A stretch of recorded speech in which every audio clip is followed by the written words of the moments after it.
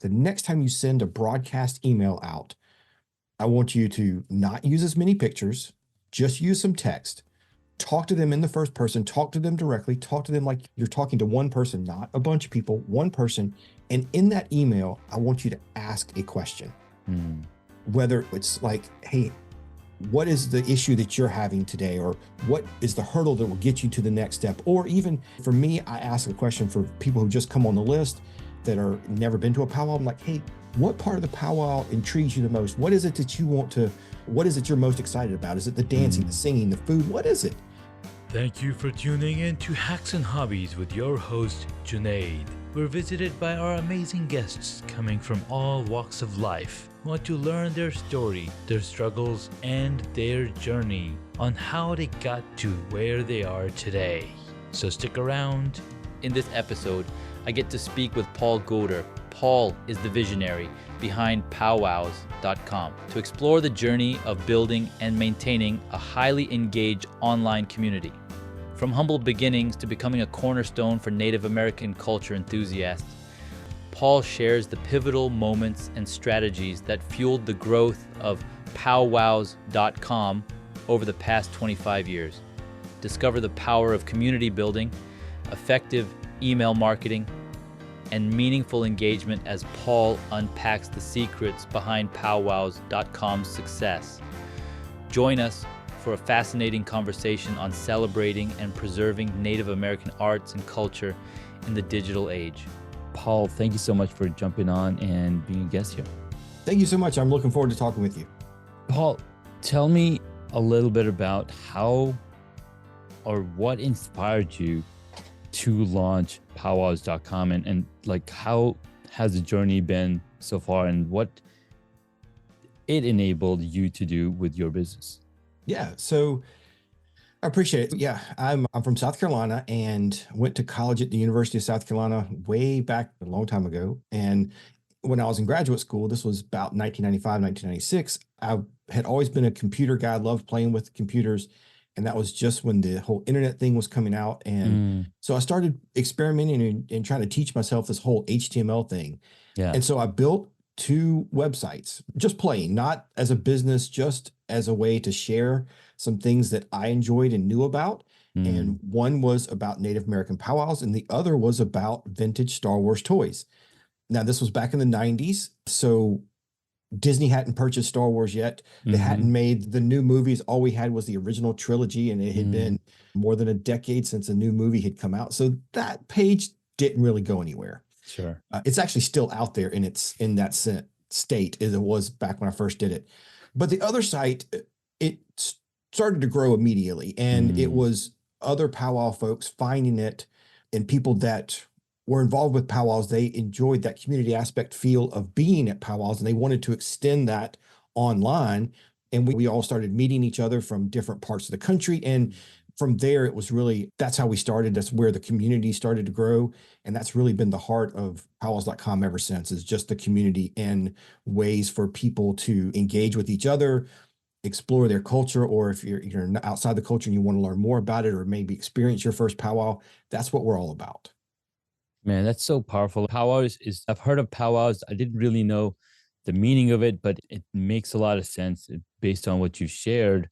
What were some of the key milestones in the growth of powwow.com? It's 25 years is a very long time. It's almost like a kid that's finished college and ready to get married. Yeah. We've had a few kind of big events that have happened. First thing that really just energized our growth was figuring out that people did want a community, and we added, and this is back before social media, we added forums. And that was originally, that was how we interacted with each other. And forums, we used that for a long time as really our main part of the website. That went on for a long time. The other big thing that we did, and this was again, probably in the first 5 years or so, we added a powwow calendar. So we became the place for powwows to promote themselves. Powwow still, if you go to a powwow and you want to find out about the next one, people are still handing out paper flyers. And we were the first and still the only comprehensive nation or Canada and United States calendar that lists all the powwows that we can find. Wow. So that was a big one. And then in January, we're going to we'll be celebrating a big milestone. In 2004, we streamed our first powwow live. So, coming Nice. up, this will be 20 years of streaming powwows live. And so we've been able to travel all over the country. I now have a team that helps me out with that. And last year we streamed 25 powwows across Amazing. North America. And we had a total, this is pretty exciting. We had a total social media reach of about 22 million people on those live streams. That is some amazing numbers. And I don't think anybody's that's been doing live streaming can reach those numbers. And that shows the power of the community, because you're so focused on not just the community aspect, but also enriching each other's lives with people from the same background, Right. essentially. Then that's what we cater to two audiences. And one, that's the powwow people, whether you're living on the reservation or maybe, Okay. living somewhere else. And we want to help you with our live streams. We want to help you make sure that you stay connected with your culture. Mm, Or if you're if you're a powwow dancer, a lot of people travel to these powwows throughout the summer and the whole year, really. So we're the place where you can go and find your next powwow, make sure where you need to go, that kind of thing. mm, And then for the people that are not native, we want to be the place for you to come and be that jumping off point. We can help mm, you, point you to some resources, help you understand the culture, explore a little bit deeper, find powwows to attend, maybe find some other cultural destinations to attend, yeah. to go to when you're traveling. So we're serving two big audiences there. And really, it's all about making them feel connected to Native culture, however you come into that. Yeah. Talk to me about what are some of the strategies that you found that has been most effective in building and maintaining this highly engaged online community. One of the things I love to talk to people about that want to build community and want to grow their business, community for us is not a Facebook group. It's not Mm, our forums. Community is everybody who comes in contact with powwows.com, however you contact us. You are all part of our community. And once you realize that and you treat everybody as being part of your community, then you can start to have really meaningful engagement. And the next step of that is email. Email is so important and so fundamental to everything we do. And it used to be the forums were the heart of our community. Really now it's email. mm, And that's you. If you treat your email list as part of your community and you talk to them and you engage with them like you were in a Facebook group or a Facebook Live, then it becomes a very meaningful way to talk with your audience and build that relationship.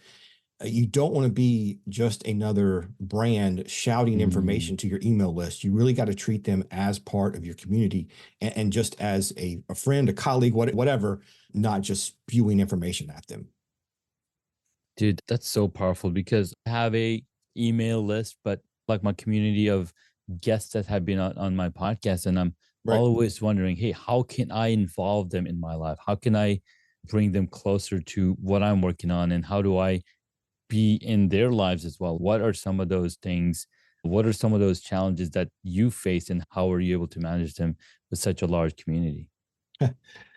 Yeah. It is a challenge having the big community, just the day-to-day maintenance of it. Fortunate now to have some people that help me managing comments and things like that. It can be really overwhelming, but it's, again, I like when I write emails now, I try to be direct, to be personal. It's me writing to them, not just the brand. I sign all my emails, Paul G. Make sure that I'm trying to just be myself and talk to people. And when we do a weekly Facebook Live and YouTube Live, same kind of thing. I want to be talking with them, engaging with them, and that matters. And building that trust, building those relationships really do matter. And I think it is a challenge with such a big community to have those one-on-one relationships, but Yeah, it's the constantly showing up and being authentic, being yourself and talking with them. It does matter. You may not, I don't know everybody's name, unfortunately, sure. but like on a Facebook Live, though, I know the regulars. I know the people who show up every week, so I can recognize them when I see their name come in. And in email, if I I'm really big into making sure you build a lot of email sequences. So there are some sequences that people write me back, and that gives me a chance to get to know them and have that one-on-one relationship and kind of have a Yeah. conversation. So that's the other thing I'll tell people as you're building your email list. And it is so important to respond to those emails, right? If somebody takes the time to reply, hey, you just formed a relationship, make sure you hit that reply and reach back out. Even if it's just to say, hey, thanks. I really appreciate somebody just sends you a compliment or says, hey, this email was really good. Thanks. Just write back and say, you're welcome. I appreciate you writing us. So it's letting people know that there's a person that's doing this and not a big Apple or whatever. Those It's big not a kind of big things organization, they but can it's a feel so person. cold. And so I think it is important to make sure that you're being personable. That's a really interesting aspect because people love receiving gifts, right? They love receiving. As soon as you have that Amazon package on the front door, you're going to run out and open it up. So I Yep. think email is the same way because you're getting a gift in your email inbox. And if it's personalized and if it's something that creates that connection, I think people are going to have that deeper connection with you, community as well.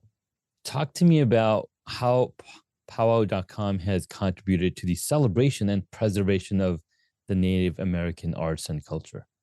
Just doing our live streams has been a really big thing that I love getting the feedback from people.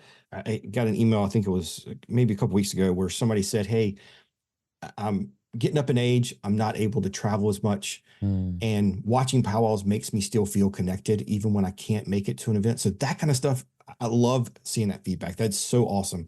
Yeah. Another thing we did, especially during the pandemic, there's so many artists out there. I'll back up for a second. There's so many artists out there that depend on going to powwows and setting up a table or a booth and selling. And during the pandemic, there were no powwows, and we realized there was a lot of people that had no way to sell their stuff.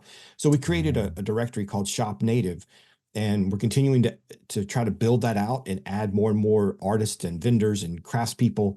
And so we want to make a directory of all these businesses out there that are selling, whether it's beadwork or stickers or a shirt, whatever it is, we want to make sure that we highlight them. So that's been a really big thing that we've been doing the last couple of years. We just started a new kind of initiative a few months ago. In 2024, we're going to focus on it a lot. And that is, and I alluded to it earlier, we want to make sure that when you are traveling, whether you're going to Walt Disney World or you're going to a powwow, along the way, there's probably some kind of native cultural thing you can go visit, whether it's a museum or a historical landmark or something. And we want to start making more resources to help people find these things. And there's a lot of restaurants out there now that are native owned and run. So we really want to highlight this. And so that when you do get in the car to make that road trip or flying somewhere with your family, think about it and let's see if we can experience just a little bit of native culture in all of our trips. Man, that's really powerful. And I think I've seen a lot of that when I used to go road tripping is you'll find so many native culture, Native American arts and culture along the way. And it's really inspires you to say, hey, there's a whole generation, there's a whole another culture that's been here for centuries.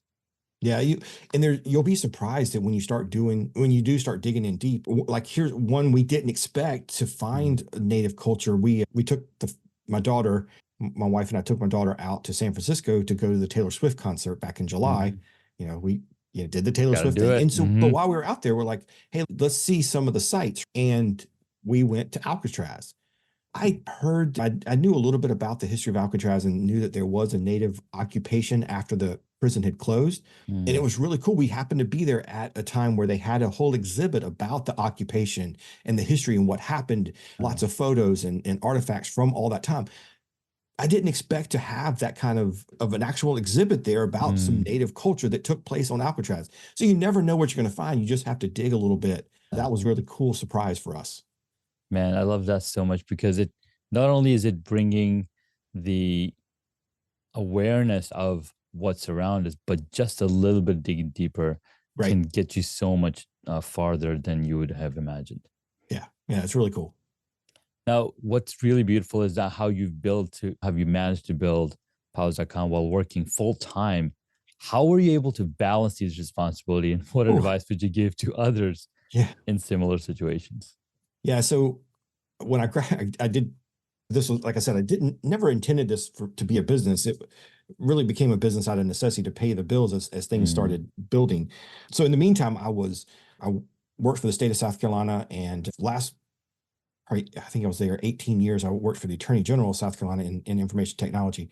Mm. And I'm very fortunate to be in an agency that was flexible and allowed me to use leave and do those kind of things and help me balance and build the business on the side.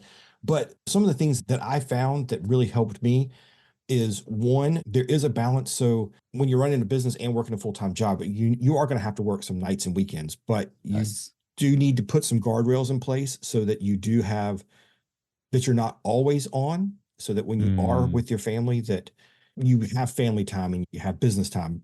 So you have to, and that was a balance. And sometimes I got it right, sometimes I didn't. Yeah. So that was one thing I had to look out for. Another thing that I did that really helped me, especially in the last few years that I was working there, is in our state government, we had lots of state holidays, and I would use those state holidays as business work days, right? And I would actually go to a Hmm. co-working space, Sure. not go home, go to a co-working space and use it as a dedicated day. Mm. And especially when my daughter was in high school, they didn't get all the same holidays that we did. Okay, this is a day where I can use it and really dedicate. And here are the projects I'm going to accomplish in this day. So that helped a lot. But it's also that you got to make sure that you communicate with the family, make sure that you're all on board with this. Yeah. When my wife and I got married in '96, because it was about the same time that Powell's.com really started forming. Yeah. So we've done this together the whole time. And when it did start becoming more of a, hey, this might be something, this might be a business, we're going to have to put more time into this. And it was, and I'll tell people this too, if you're going to build something like this, you need to answer your why. Why are you Mm. doing this? And for us, of course, it was the first thing was, hey, we're doing this because we know we're helping connect people. And this is Yeah. really amazing to help connect people. But then what does it do for us? And so for us as a family, we wanted to work these extra hours because we wanted to have experiences as a family and we wanted to make a lifestyle where we could travel, we could do some family things together, whether it's going to Walt Disney World, which we did a lot, Mm. or going to the beach or San Francisco, whatever. We took any kind of the whatever when we would pay ourselves, which sometimes in the beginning it wasn't much, but Hmm. that we were all doing that to make sure that we had experiences, not just buying gifts or whatever. We wanted to be Right. able to go and do things as a family. So that was our priority, and that's how we focused on things and the why. So those are things that you need to establish, especially if you are working a full-time job. And yeah, I've talked to a friend late just a month or so ago, and I felt this a lot too. I want to say this to people who are working full-time and building a business. Don't let people put down your efforts as a business. It Amen. is still a legitimate business, even if you aren't full time. It is still a worthy undertaking. And she was telling me she got a lot of feedback that, hey, if this is really a business, then you should quit your job and do it. That's not always feasible, and it's not always the path you want to go. So still treat it as a business. To make sure that you set yourself up that this is something legitimate. This is, and don't let other people put that down or put that doubt in your head. But they're so powerful because having being able to do something on your own or on for yourself for a business, it's almost like maintaining a hobby because people will never pick on if you started a hobby of Right. golfing or right. They'll never pick on, oh, that's your hobby. But whenever you're starting a business, oh, you should do that. Oh, like, dude, why would you even introduce? It's really interesting how people don't understand to say, oh, that's really cool and be supportive in whatever it is that we're trying to do. Because again, every single person has a different way of using their time and what inspires them is really interesting and important because that's something that we value so much Yeah. and it enables us to live our version of the lifestyle that we want. Yeah. All right, man. This has been so much fun. I learned so much from you. I've got some more questions on this aspect of how did you manage the scaling of the business to support that lifestyle? Give me some examples of how you manage the scaling aspect because even though you've been running this for 25 years, I'm sure in the beginning there was not as much people involved, but you did say it was The people team. Yeah. jumped in right away. It's how did you come to bring that team together? Yeah, so in the beginning it was just working it all the time on it, and it was hard, and it's still hard sometimes to let Mm. go of things, especially stuff that you do well. But a friend of mine told me this many years ago, a business mentor, is what are the key things that you do best? What is it that you add value to the company or to your business? And Mm, all those other things that you're doing on a daily basis, which one of those can you hand off, right? And which you also have to think about which one of those things can somebody else do better and faster. And so I have, in recent years, I've hired some virtual assistants to help me with that. But in the beginning, and it was leaning into the community, right? Finding help within the community and live streaming. When working a full-time job, I was only able to travel to so many powwows a year. mm, And so we were really hindered by how many we could attend because one, I live in South Carolina. Most of the powwows are not around here. They're way out for me. And having the full-time job, I only had so many leave days. It's at one point, they were there for a few years. They very generous and would let me take leave without pay. So when I didn't have vacation time, they would just let me just just not be go, yeah. paid, but have time Mhm. off. But it was when our live streaming really exploded is when I was able to find some people in the community, and I have two people now do this a lot with me, and they were able to take the live streaming and really accelerate it and make it so much bigger than I could have alone. And so that's why we're able to stream 25 powwows is having those people inside the community that have stepped up. And the guy, Michael Gabbard, he's the main one that helps me with this. And he's done, in the last couple of years, he's done more powwows than I have by 3 times as much. Oh, yeah. And so I've given that to him. He's running that on his own. He sets all these up and he's one traveling. And yeah, it's pretty exciting that when you have somebody on your team that can take ownership of something and really make it their own, it's awesome.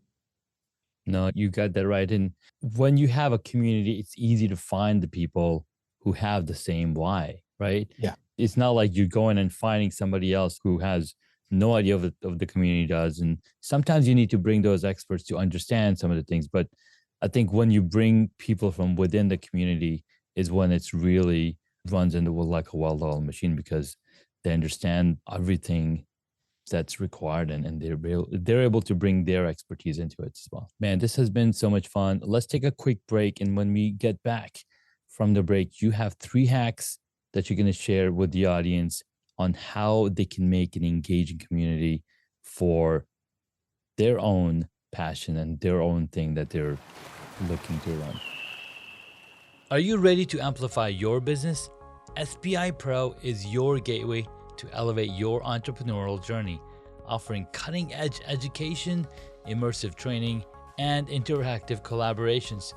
Whether you're just starting out or you're a seasoned pro, SPI Pro is the community for you, providing you access to professional networking and advice to accelerate your growth. To join, head on over to hacksandhobbies.com/SPI Pro. Join SPI Pro and transform your unique journey into a success story.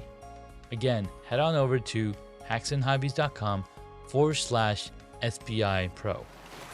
Hey guys, welcome back. We've been talking with Paul Gowder here on the podcast and talking about an engaging community. And now Paul has been running a very powerful, very amazing community for the past 25 years. You can go visit and learn all about it over at powwows.com. And I'm learning so much. And it's all about making those connections, building that relationship with the people that are in there, and just being yourself. But Paul's got 3 hacks that we can implement in engaging our own communities in a better way. Yeah. Take it away, brother.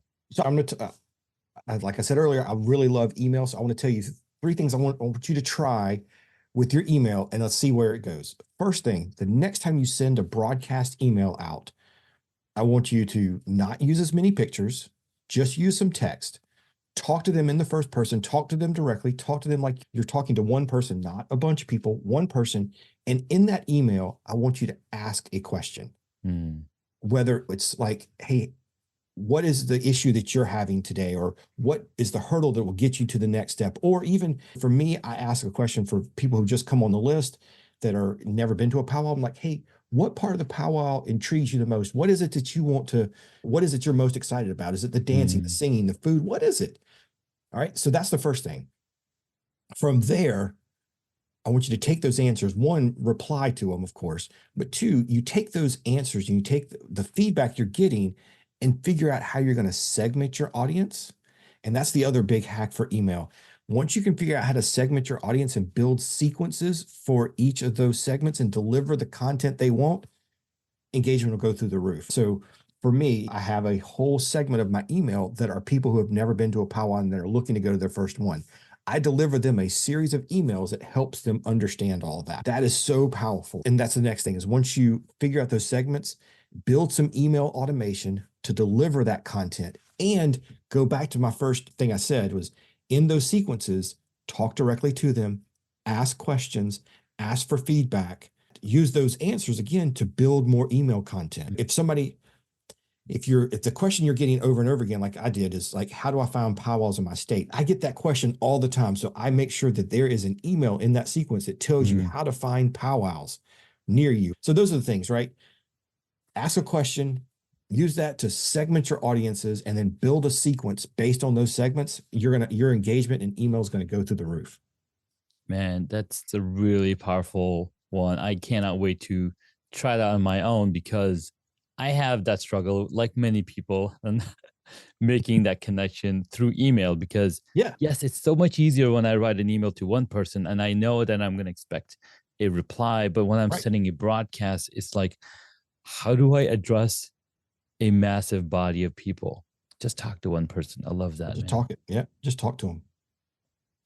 Dude, that's so powerful. All right, man. Let's jump into the 6th question that I love to ask my guests. All right. Rapid fire. Number 1, what is the one hobby that you wish you got into? Oh, that I wish I got into that I haven't. Honestly, I played music in college and in high school. I've always wanted to play a stringed instrument, and I never tried that. It is a hard beast to tame for sure, my friend. I've got a guitar sitting back there that I hardly take out. And then when I do take out, I'm like, oh my God, okay, how do I do this again? It's hard, but yes, we do need to put time on it. Just like we put time in other things and get better at it. I think that's one thing that's going to help. All right, next up, what did you want to be when you were a child? When I was little, I don't remember what I wanted to grow, but what I wanted to be when I grew up. And now in high school, I thought I wanted to be a lawyer. And it wasn't until I went to college and started taking some classes in government and those kind of things that I figured out it wasn't law that I wanted to do. It was being in government and helping policy and affect change and make things work for communities. That was what I wanted to do. So I shifted gears in college and went the public administration route. Man, that's so powerful. And having that clarity at any point in our lives helps us to pave our path and our journey in a much more pleasant way. All right, next up, what is your favorite movie or TV show?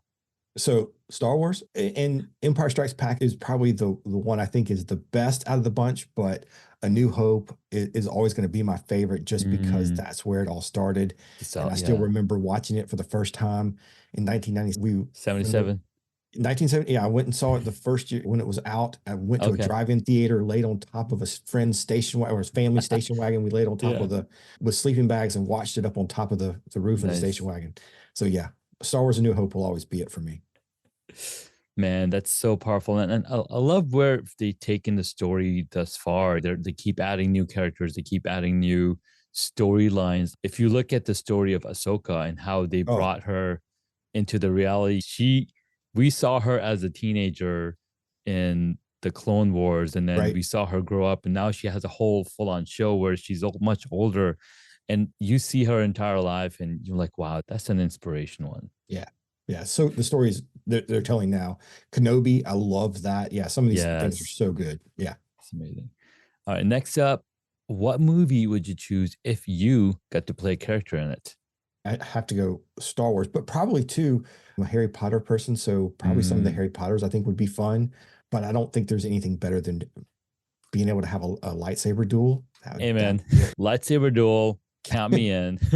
We've all seen Conan O'Brien, and Conan was telling us that he got to be one of the stormtroopers, and you can actually hear a conversation between him and his co-host, whose name I cannot remember right now. But that was a fun little tidbit that we got to see. Next up, who is your favorite superhero? Oh, now see, that's tough. I mean, I love the Avengers movies. Probably Spider-Man is out of the superheroes. Yeah, it's probably Spider-Man. Yeah, Spider-Man is something else altogether. We've seen at least 3 different versions of Spider-Man, and now we have the 4th version with Miles Morales in the Spider-Verse. Just a few days ago, we had a birthday party for my son, and I want to do a movie night. So we had Into the Spider-Verse playing and all the kids watching awesome. it, and it's just so much fun getting to see that movie experience again. Last but not least, if you were a board game, what would it be? Ooh, board games. See, that's a tough one. I wish I played more board games. I really enjoy them.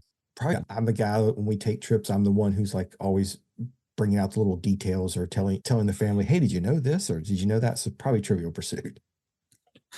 Man, I love that. That's one of those games that inspired a whole generation, I think, because understanding the facts of life or facts of the world, I think that's really powerful. And in fact, the story that I like to tell is the Guinness Book of World Records and how they came up with it. And I don't know if you've heard about it, but Guinness was a beer brand that was actually almost filing bankruptcy. One of the employees or person was hanging out at the bar, and all the people were talking about was trivia and stuff about stuff. Yeah. So they ended up creating the Guinness Book of World Record to sell more beer. That's awesome. I think they did a pretty good job. Yeah. All right, man. This has been a lot of fun. Thank you so much for sharing. I know people can head on over to powwows.com to learn more about the community there and learn more about the Native American culture and everything that has to do with having more engaging powwows and even follow the live streams. I think, do you also publish them on the website? We do. Yes, they're on the website and Facebook, YouTube. I love it, man. Thank you so much. Is there any specific place that you would want people to visit? Please, let's hear it. Yeah, I'd love to. If you're looking to grow that engaged community or level up your email marketing, let me know. I'd love to help. You can find more about what I do there over at paulgowder.com. paulgowder.com is the next one link. We'll make sure to drop both links in the show notes for the audience to get to them quickly. Thank you so much, Paul, for sharing your wisdom, your insights, your enthusiasm, and the power of building an engaging community. Thanks again so much, and I'll catch you in the next episode. Thanks. Congratulations, you made it to the end of the episode. Thanks so much for listening to our guest on this episode. Please send me an email at junaid@hacksandhobbies.com to tell me what you loved about our guest today. You could find links mentioned in this episode on the hacksandhobbies.com website.